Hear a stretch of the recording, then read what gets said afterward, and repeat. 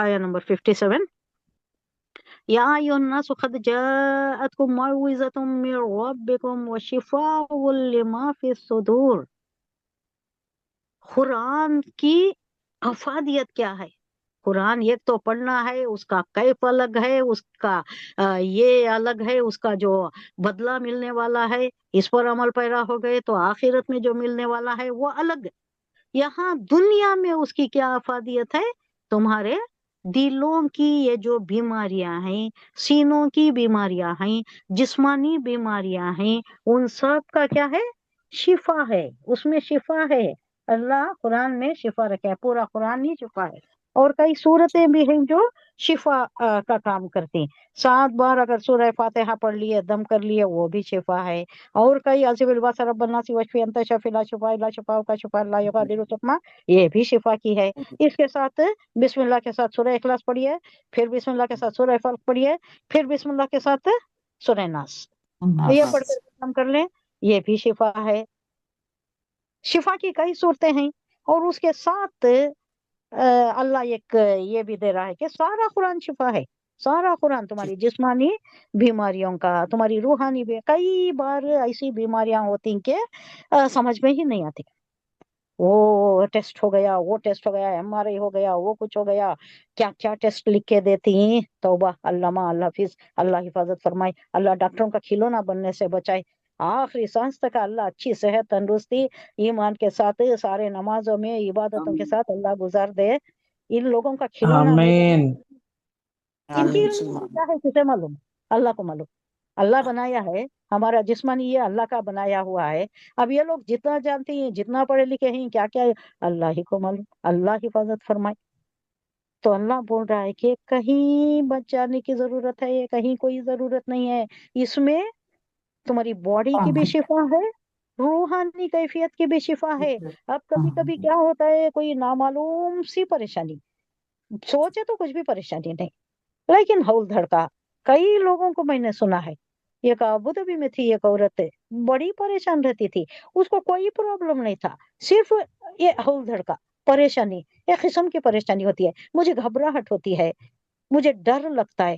کیا ڈر، کئی کو ڈر، کیا سب کچھ ٹھیک تھا، شوہر، بچے، گھر بار، وہاں ہسبینڈ وہاں کام کر رہا تھا، کوئی پریشانی نہیں، بظاہر کوئی پریشانی نہیں، لیکن نا پھر بھی پریشان، دل پریشان، دل کی کیفیت ایسی، یہ کیا بات سے ہوتا ہے ایسا؟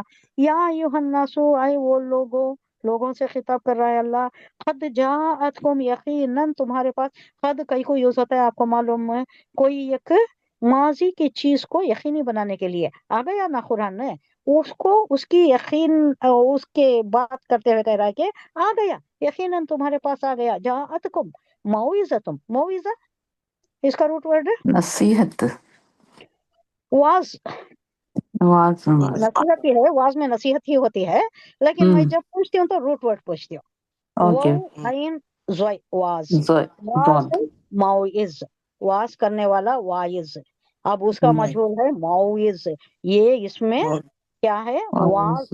یہ سارا قرآن کیا ہے؟ خطبات پر مشتمل ہے، اللہ خطبہ دے رہا ہے۔ یہ کئی بار میں بیان کر چکی ہوں کہ ایک لٹریری پیس جیسا لکھا جاتا ہے، افسانہ جیسا لکھا جاتا ہے، ناول جیسا لکھی جاتی ہے، یا کوئی نیوز پیس جو لکھی جاتی ہے، جو پیپر میں آتے آپ پڑھتی ہیں، ویسا ہے کیا قرآن؟ نا نہیں ہے، نہیں ویسا نہیں ہے، خطبات پر مشتمل ہے۔ یا ایھا الناس، یا ایھا المتقین، یا ایھا المومنین، ہاں ایسا یہ کر رہا ہے نہیں، خطاب کر رہا ہے نہیں، ایسا ہے گویا کہ کوئی خطیب ممبر پر کھڑا ہے اور سامنے اس کے لوگ ہیں، انہیں خطاب کر رہا ہے، اللہ مخاطب کر رہا ہے، اللہ خطیب ہے اور ہم سب مخاطبین ہیں۔ مخاطبین کو خطاب کرنے والے کی بات کو سننا ہے نہیں۔ قرآن ہمیں کیسا پڑھتی ہیں؟ ہمارا خیال کہیں رہتا ہے اور قرآن پڑھتے رہتے ہیں، ڈل ڈل کر پڑھتے رہتے ہیں۔ یہ سارا خطبات پر مشتمل ہے، اللہ خطیب ہے، خطاب کر رہا ہے، اے مومنین، اے مومنین، اے مسلمین، اے ایھا الناس، یہ سب بولا تو ہمارا دماغ کہاں ہے؟ ہمیں خطاب کے اس میں ہے ہی نہیں، اللہ بول رہا ہے لیکن ہمیں اس طرف دھیان ہی نہیں دے رہی۔ تو یہ سارا واز جیسا ہوتا ہے، یہ جو خطبہ جیسا ہوتا ہے، اس شکل میں ہے قرآن نے۔ ایسا ایک لٹری پیس جیسا بیانی انداز میں کوئی بیان کرتا جاتا ہے، ایسی فصاحت، ایسی بلاغت، یہ ٹائپ کا تاثر کن انداز کسی پیس میں نہیں ہو سکتا، کوئی شاہکار بھی نہیں بنا سکتا اس طرح کا۔ اللہ دے دیا، پہلے تو 10 صورتوں کو دیا، چیلنج دیا اللہ حضور صلی اللہ علیہ وسلم کی وساطت سے، چیلنج دیا کفار مکہ کو، 10 صورتیں ایسی لے آؤ بھائی۔ اگر تمہیں سمجھتے کہ میرا نبی لے کر آیا ہے، میرا نبی گھڑ رہا ہے، یہ اللہ کی طرف سے نہیں ہے یہ، تو تم تو بدر جئی اولا بنا سکتے ہو نا، تمہاری تو زبان دانی زیادہ ہے، زبان دانی پر تمہیں عبور ہے، فخر ہے تمہیں، تو تم لے آؤ 10 صورتیں لے آؤ۔ اس کے بعد نہیں، تم 10 تو نہیں کر سکتے، وہ تو درکنار چھوڑو، ایک لے آؤ، ایک صورت لے آؤ، پھر وہ بھی نہیں ہو سکتا تمہارے ہاتھ سے، معلوم ہے مجھے نہیں کر سکتے تم، میں ایک صورت لے آؤ، آخری درجے میں ایک صورت لے آؤ، تو وہ بھی نہیں کر سکے۔ تو یہ کیا ہے؟ خطابت کا انداز ہے، خطیب بول رہا ہے اور لوگوں کو خطاب کرا ہے۔ کب تک کے لوگ؟ پہلے تو کفار ہی ہیں، مشرکین ہی ہیں پہلے درجے میں، انہی کو بیان کیا گیا ہے۔ اس کے بعد چونکہ حضور صلی اللہ علیہ وسلم خاتم النبیین ہیں، آخر الزماں ہیں، یہ کتاب آخری ہے، تو روز محشر تک کا لاسٹ آدمی جو آنے والا ہے اس تک بھی خطابت ہے، اس تک بھی پہنچانا ہمارا ہی کام ہے۔ ہر دور کے انسانوں کا، ہر دور کے مسلمانوں پر یہ ذمہ داری ہے کہ اشاعت کریں، اسلام کی اشاعت کریں، قرآن کو پھیلائیں، قرآن کو عام کریں، قرآن کی تعلیمات کو عام کریں۔ بیٹھ جانا نہیں ہے قرآن کو لے کر، یہ ہمارے اوپر نازل کیا ہر انسان کے لیے ہے، یہ لوگ سمجھنے نہیں۔ یہ جو کافر ہیں، مشرکین ہیں، انہوں سمجھتی مسلمانوں کا پیغمبر آئے، آدم علیہ السلام آئے، آدم علیہ السلام کس کے واسطے تھے؟ سب کے واسطے تھے۔ اسلام شروع ہوا آدم علیہ السلام سے، حضور صلی اللہ علیہ وسلم سے نہیں شروع ہوا۔ ایک بات یاد رکھنے کی، اسلام کب سے شروع ہوا؟ وہ آدم علیہ آدم علیہ السلام سے۔ السلام سے۔ آدم علیہ السلام سے شروع ہوا۔ کبھی کبھی مسلمانوں کو پوچھے تو کیا بولتی ہیں؟ حضور صلی اللہ علیہ وسلم سے شروع ہوا کرتی۔ اب اس میں کیا ہوتا ہے؟ مغالطہ ہو جاتا ہے دوسروں کو، کفار کو۔ آدم علیہ السلام سے شروع ہوا، اور تب سے ہم پچھلی آیت میں پڑھ چکے کہ بہت لانگ عرصے تک وحدانیت پر ہی تھے لوگ، کافر کوئی نہیں تھا، مشرک کوئی نہیں تھا۔ اس کے بعد سے درآمد ہوا یہ شیطان کا یہی ہے۔ اس کے بعد شاید سی صلی اللہ علیہ وسلم سے کچھ روایتوں میں آتا ہے، لیکن وہ کہاں تک صحیح ہے وہ نہیں معلوم ہے۔ انہوں بہت خوبصورت تھے، ان کو لوگ دیکھنے آتے تھے، ان سے ملنے آتے تھے، دور دراز سے آتے تھے، بڑے خوبصورت بھی تھے، بڑے اللہ والی تھے، تو ان کو نذرانے لے کر آتے تھے، بہت سے گفٹس لے کر آتے تھے۔ بعد میں ان کا انتقال ہو گیا، لیکن چونکہ اس وقت کمیونیکیشن اتنا نہیں تھا، انسٹاگرام یہ سارا سب کچھ، سوشل میڈیا یہ سب نہیں تھا، تو ان کو معلوم نہیں ہوتا تھا، خط و کتابت وہ سب نہیں تھا نا، تو انہوں آتے، ان کے وفات کی خبر معلوم نہیں ہوئی تھی، بہت سے آدمی آ جاتے، گفٹس بھی لے کر آتے، ان کو دیکھتے کہ انہوں نہیں ہی، ان کا انتقال ہو گیا، تو واپس لے کر جاتے، گفٹس واپس لے کر جاتے۔ تو ان کے جو لگے بندے ہیں، بیٹے ہیں یا بیٹیاں ہیں یا گھر والے جو بھی ہیں، ان کو لگتا کہ وہ کیا ہے، اتنے اچھے اچھے گفٹس لا کر لے کر چلے گئے، تو یہ شیطان ان کو بہکانے لگا کہ کیوں نہ ایسا کرو کہ تم ان کی ایک مورتی بنا کر رکھ دو، ایک ان کی صورت شکل کا ایک اسٹیچو بنا کے رکھ دو ادھر، مورت بنا کے، تو انہیں گفٹ وہاں رکھ کر جاتی۔ تو یہ شیطان کا ورغلانا تھا، جس کی وجہ سے یہ شرک شروع ہوا، انہوں مورت بنا کر رکھنے لگے، وہ لا کر وہ کیا کیا اللہ بلا پرستش کیا کیا شروع ہوئی، وہاں سے شرک شروع ہوا۔ پہلے تو سب ایک ہی امت تھی، امت واحدہ، اور وحدانیت پر ہی تھے۔ ہاں کیا بتائی؟ یا ایھا الناس قد جاءتکم موعظۃ من ربکم وشفاء لما فی الصدور۔ صدور کس کی جمع ہے؟ صدر کی جمع ہے، صدر بولے تو سینہ۔ اب یہ جو بھی قرآن تعلیمات دے رہا ہے، یہ ہے نا تمہارے لیے، تمہارے سینوں کے روگ کے لیے۔ پہلا سینے کا روگ کیا ہے؟ شرک ہے، کفر ہے، بدعت ہے۔ اب یہ روگ نکالنا ہے۔ اب سمجھو، ایک ایگزامپل دیتی ہیں، اسرار احمد انہی کا ایگزامپل میں پیش کرتی ہوں آپ کو۔ اگر معدے میں کچھ بیماری ہے، معدے میں کوئی تبخیر ہے، تبخیر بولتی نا، معدے کی تبخیر ہے، یہ ایک حکیمی ورڈ ہے، یہ معدے میں تبخیر ہے، کچھ انفیکشن ہے۔ اب اس میں اچھے اچھے چیزاں کھلا رہی، وہ کچھ کھلا رہی، وہ کیا کیا کھلا رہی کہ یہ مریض سیدھا ہو جائے، ہو سکتا ہے کیا؟ پہلے یہ تبخیر کا علاج کرنا نہیں، پہلے یہ تبخیر کیا ہوئی ہے، کئی کو ہوئی ہے، ایسیڈیٹی ہوئی ہے یا کوئی بد ہضمی ہوئی ہے، اس کا علاج کرنا۔ اس کے بعد اگر غذا دیے، اس کے بعد دوا بھی دیے، تو وہ ابزارب ہوتی ہے اور اس کا فائدہ ہوتا ہے۔ یہی مثال یہاں دے رہے ہیں ڈاکٹر اسرار احمد کے۔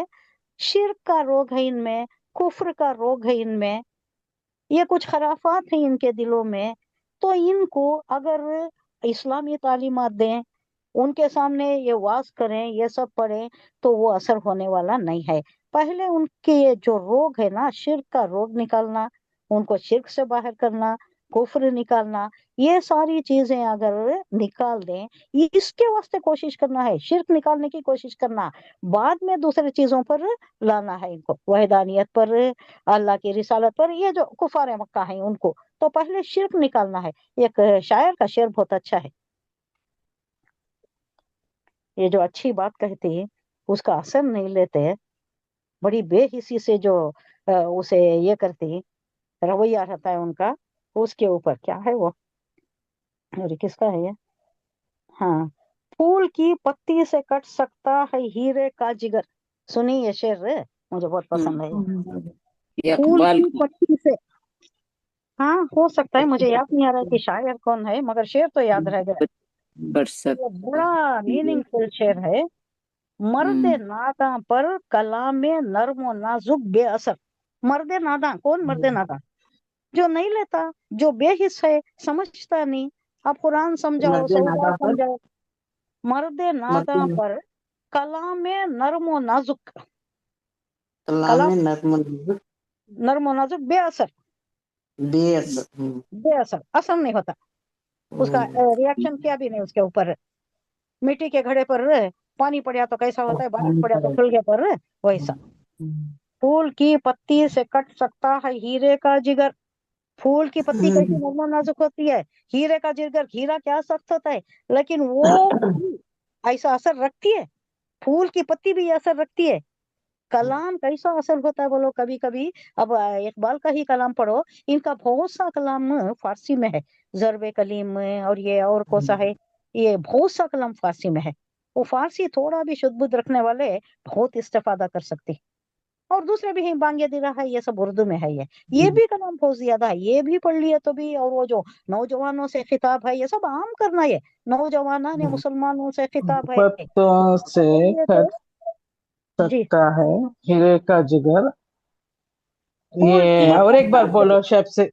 ہاں مرد لکھ ناداں پر لیجیے، کلام پھول کی اور ایک بار۔